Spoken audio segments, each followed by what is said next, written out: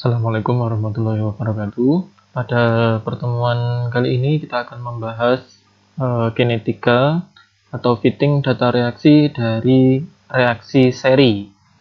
Reaksi seri, di sini saya punya contoh kurvanya ya. Misalkan di sini kita punya reaksi seperti ini. Dari A menjadi R, dari R menjadi S. Jenis reaksi seperti ini adalah reaksi seri. Artinya apa? Artinya R di sini dia bersifat sebagai produk antara A dan S. Jadi sebelum berubah menjadi S, dia berubah dulu menjadi R. Nah, di sini ada nilai K1 dan K2. Nilai K1 dan K2 ini pasti berbeda karena kecepatan laju berkurangnya A untuk membentuk R dan berkurangnya R untuk membentuk S itu nilainya berbeda sehingga ditulis K1 dan K2 seperti ini. Nah, di sini kita lihat lagi ke kurva ini.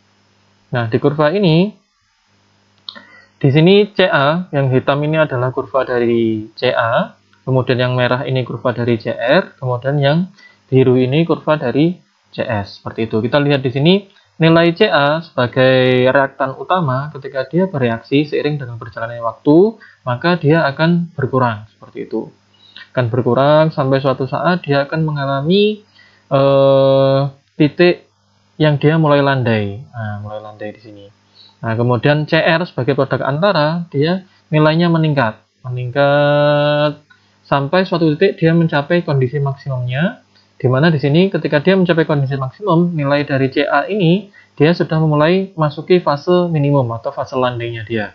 Nah, di sini nanti nilai CR itu akan berkurang. Berkurangnya kenapa? Karena berkurang terbentuk nilai dari CS di sini. CS mulai terbentuk di sini.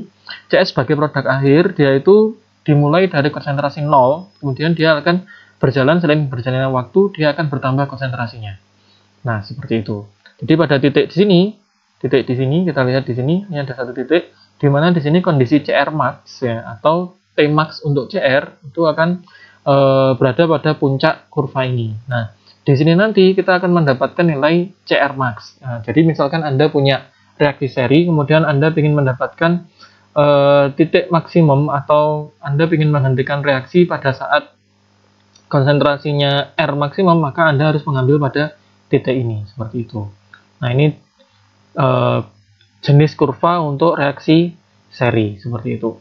Nah, penurunannya sendiri, di sini kita lihat,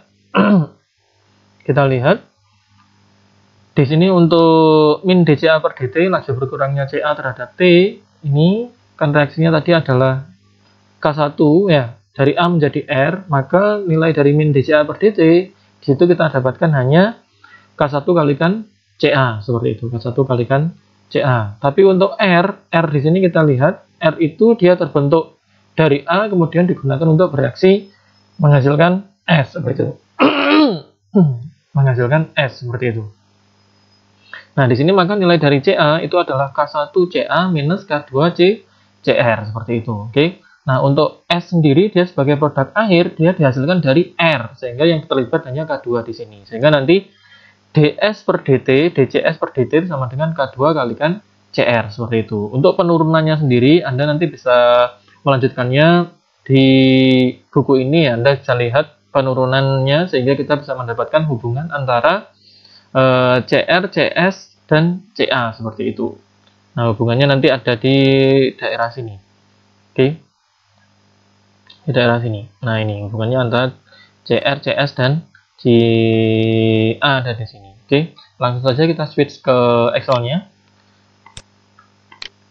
Nah, di sini kita switch ke Excel-nya. Misalkan di sini saya punya reaksi A menjadi R menjadi S. Datanya adalah ini ya, data awalnya. Data awalnya adalah ini. Nah, di sini perlu yang betul kita note, jika kita mengasumsikan stoichiometric geometrinya A, R, dan S sama, maka total dari CA, CR, dan S pada setiap waktu itu totalnya akan sama. Nah, maksudnya gimana? Contohnya di sini. Di sini kita punya CA, CR, dan CS pada saat T sama dengan 0, sehingga belum terbentuk CR juga belum terbentuk CS. Sehingga apa? Nilai CS ini sama dengan CA dikurangi dengan CR. Nah, maka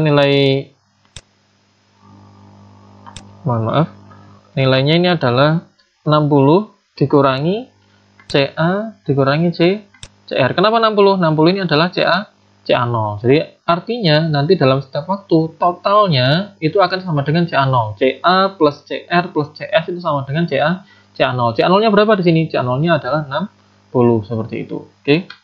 Nah, di sini berarti untuk T15 totalnya juga harus sama dengan CA0. Di T30 totalnya harus sama dengan CA0. Berarti di sini kita punya 54 plus 4 ada 58. 60 dikurangi 58 kita punya 2. Ini tinggal kita tarik aja di sini.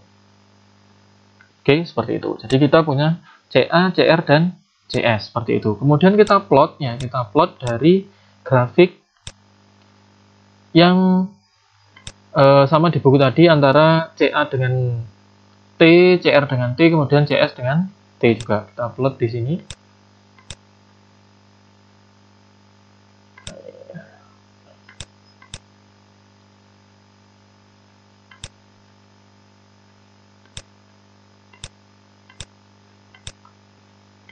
Kita plot ya satu persatu.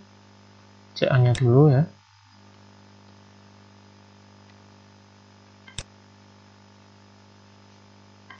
Oke, sebagai sumbu X ya. Kemudian Y-nya kita peroleh CA di sini. Oke, di sini kurvanya turun ya. Kemudian kita plot juga CR ya. T-nya tetap. Kita plot CR di sini sebagai sumbu Y. Oke, kemudian juga CS di sini. Tetap T versus CS.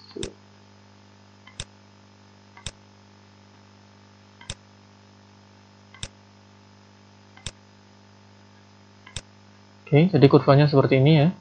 Saya hapus biar jelas. Oke, kurvanya seperti ini.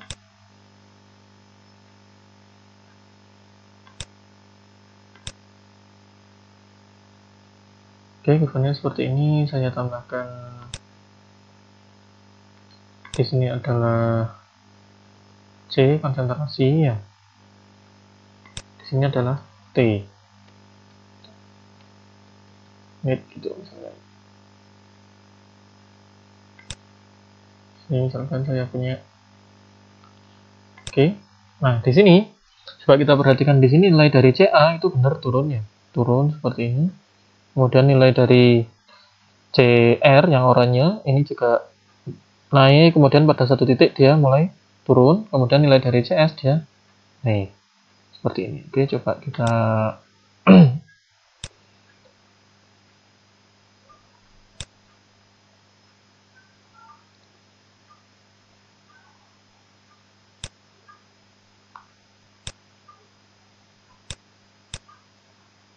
Oke, kemudian kita regresi nilai CR-nya ini. Kita regresi. Nah, regresi. Misalkan saya ingin meregresi menggunakan orde 2 di sini. Oke, atau saya gunakan orde 3 di sini. Oke, orde 3. Kemudian di sini saya set intercept-nya 0. Kenapa? Karena CR pada saat T sama dengan 0 nilainya adalah 0 di sini. Sehingga intercept-nya saya set 0. Oke, kemudian saya tampilkan cohesion-nya. Seperti itu, ini cohesion-nya. Oke, jadi yang oranye ya kita yang ambil nilai dari CR-nya tadi karena kita perlu nilai dari CR max sama T max-nya. Nah, di sini nilai ini kebalik ya. Ini C ya di sini. Ini T, mohon maaf ya. Oke, jadi di sini kita perlu nilai CR max-nya berapa, T max-nya berapa. Di sini kira-kira nilai dari T max itu sekitar 90-an ya di sini, sekitar 90-an. Nah, ini kita rubah dulu. Tempat aksesnya jangan jadikan 50 ya, kita jadikan misalkan 20 gitu. Nah, oke. Nah, oke, di sini sekitar 90-an ya nilai dari T max-nya. Tapi CR max-nya kita nggak tahu, di sini mungkin sekitar 20-an di sini kita nggak tahu. Maka nanti kita akan cek dari persamaan ini. Oke, dari persamaan untuk Y. Oke ya, kita dapatkan nilai dari regresinya seperti itu. Oke, kemudian yang akan kita lakukan yang pertama adalah kita mencari nilai dari T max dan CR max di sini. Oke. Nah, nilai dari T max dan CR max ini kalau kita lihat kurva ini itu adalah kurva parabola ya, kurva parabola. Kurva parabola itu punya titik maksimum itu diperoleh, misalkan kita mencari nilai Y maksimum itu diperoleh ketika turunan pertama dari Y atau dy per dx nilainya sama dengan 0. Seperti itu. Ini sama seperti kita belajar di fisika dulu ya, masalah gerak dulu ya, di LBB seperti itu kita mendapatkan turunannya itu sama dengan 0, kita mendapatkan tinggi maksimum dari suatu benda yang dilempar ke atas, seperti itu. Nah, ini juga sama seperti ini.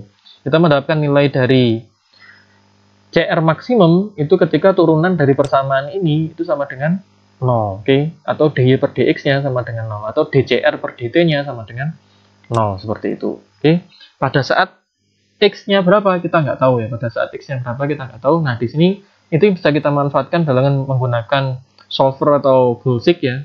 Kita menebak nilai t-nya sehingga nanti kita mendapatkan hasil dari turunan persamaan itu sama dengan 0, seperti itu. Jadi kita tebak dulu. Misalkan di sini saya nebaknya 90 ya. 90, kemudian CR max-nya ini saya masukkan dari persamaan ini ya. Dari persamaan ini saya copy. Kemudian nilai x-nya itu saya ganti dengan t.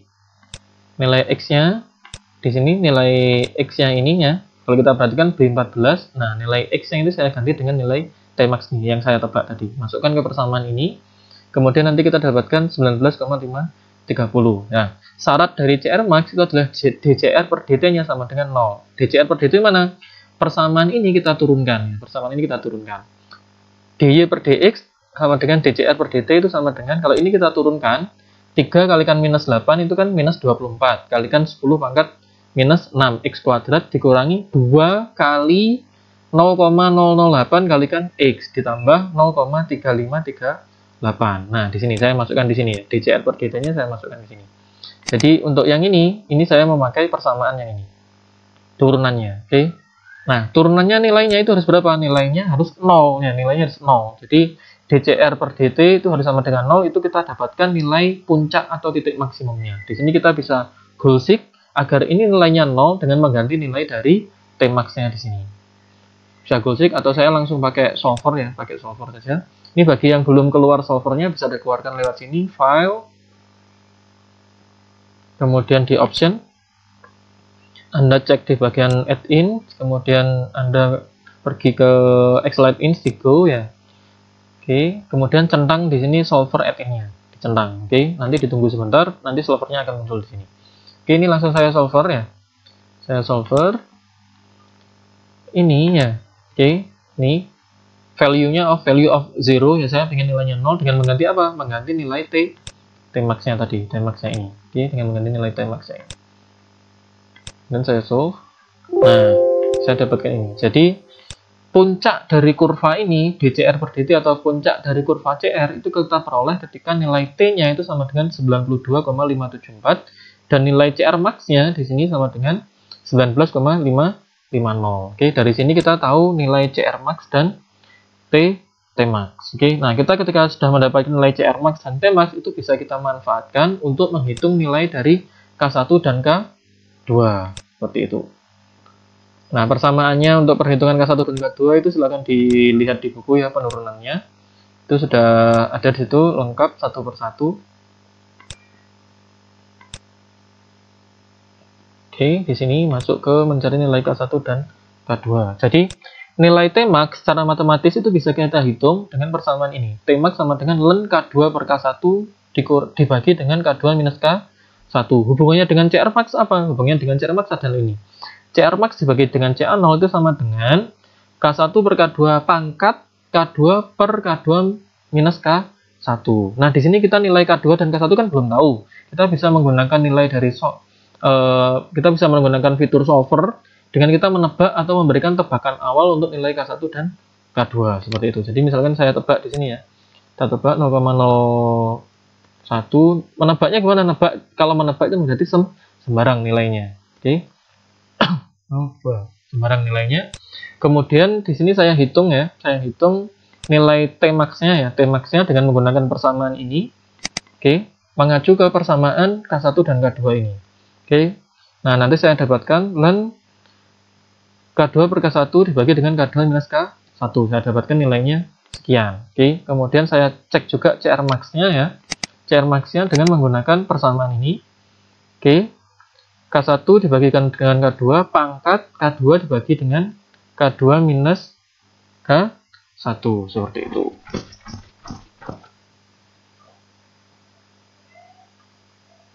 Dikalikan dengan B5. B5 ini CA0. Jadi kita switch perkalian silang ya. B5 itu CA0 di sini. B5 ini B5 CA0 di sini. Oke, B5. Jadi kita dapatkan nilainya adalah 2,523. Nah, kita cek di sini apakah nilainya sama dengan nilai yang kita tebak di awal tadi, hasil dari solver pertama tadi. Ternyata nilainya nggak sama. Di sini T max-nya 92, di sini adalah 157. Di sini CR max-nya 19,5, di sini CR max-nya 2,56. Nah, ini kita bisa manfaatkan dengan menghitung errornya terlebih dahulu. Kita menghitung errornya. Errornya adalah x2 minus x1 kuadrat. Jadi di sini, nah ini berarti di sini dikurangi dengan ini dikuadratkan. Oke, kemudian di sini juga di sini dikurangi dengan ini kita kuadratkan. Kemudian kita hitung rata-rata error dari kedua variabel ini, kita peroleh rata-ratanya dari sigma x2 min x1 kuadrat dibagi dengan n. Atau Anda bisa menggunakan rumus average ya untuk perhitungan rata-rata errornya ini. Oke. Nah, di sini kalau tebakan K1 dan K2 kita benar, maka errornya ini harus nilainya sama dengan 0 kalau benar. Tapi pada kenyataannya tebakan kita salah atau enggak benar atau kurang benar. Maka di sini kita bisa manfaatkan fitur solver. Nah, kita solver di sini ya. Value-nya of 0 ya. Nilainya kita ingin nilainya 0 dengan mengganti apa? Mengganti nilai K1 dan K2 di sini. Oke, kita solve. Nah, kita solve di sini. Nah, kita dapatkan nilai dari rata-rata errornya itu sudah kecil banget ya. 1,85 kali 10 min 3. Ini nilainya juga kecil banget. Kita dapatkan nilai K1 dan K2-nya. K1 dan K2-nya adalah 0,096 sama 0,0121. Jadi nilai K1 dan K2 untuk persamaan ini A menjadi R dan R menjadi S. Itu kita peroleh ini nilai K1 dan K2-nya. Jadi semudah itu. Jadi kalau kita bisa manfaatkan fitur solver sama Gaussian, ya, kita bisa memecahkan persamaan seperti ini dengan sederhana dan dengan cepat dan lebih akurat. Oke, mungkin sekian untuk tutorial data fitting untuk reaksi seri. Nanti akan kita lanjutkan lagi untuk reaksi paralel. Assalamualaikum warahmatullahi wabarakatuh.